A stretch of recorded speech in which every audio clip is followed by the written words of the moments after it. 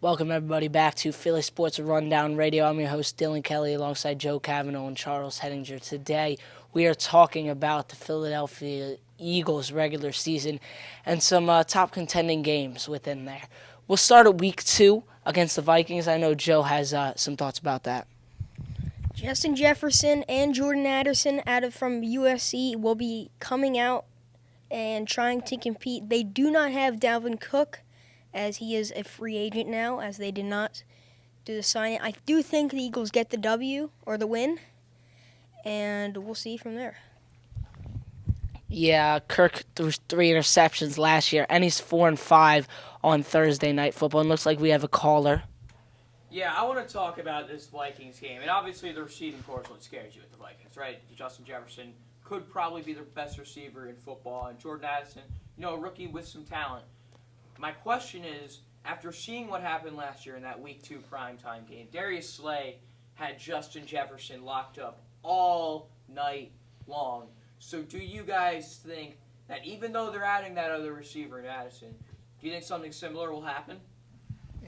So I think that at the point where Darius Slay was locking him up all night, you do have to remember that I'm pretty sure they still have Adam Thielen as their wide receiver. Oh, never mind. Per sources, never mind.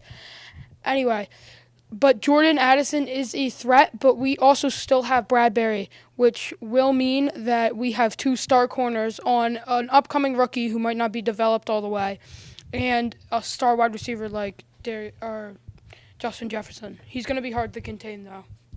Yeah, Charles, we're going to head back to you in just a second after we talk about the Jets in Week 6. Aaron Rodgers joining the team this offseason. We're going to talk about that game. What do you think? Well, Aaron Rodgers is a star quarterback. It doesn't matter what team he's on. He's always going to be good. And every time that he's played the Eagles, his passer rating against the Eagles is 104, which is pretty high for most quarterbacks. And also, he has thrown over 1,700 yards against the Eagles. It actually looks like we're getting a caller now. Hey guys, so I kind of wanted to just bring up a point that I think a lot of people forget about. Over the last 5 years or so, the Eagles have not gotten consistent quarterback play.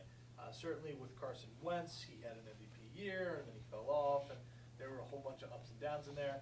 Jalen Hurts, even at this point in his career, he did have a great year last year, but has not been super consistent in the NFL. My question is, if Jalen Hurts happens to have a year where he isn't like his 2022 self, what do you think the ceiling is for the Eagles? Well, it doesn't. So the team doesn't revolve around the quarterback. It is one of the most important positions on the field.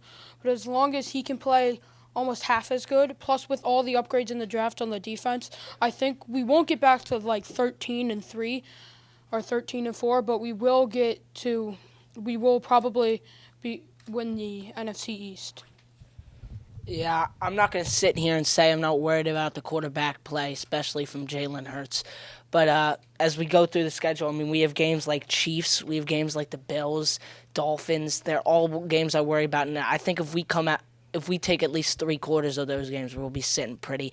That's going to wrap up Philly Sports Rundown Radio. I'm your host, Dylan Kelly, along with Charles Hettinger and Joe Cavanaugh. And thanks for watching.